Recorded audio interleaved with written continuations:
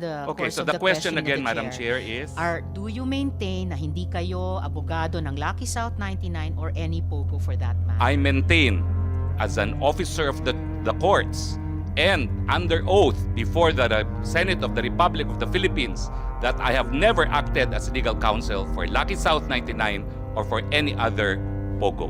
Alright. Pero tama naman pong totoo na nakipag-meeting kayo sa PAGCOR tungkol sa POGO sa PORAC.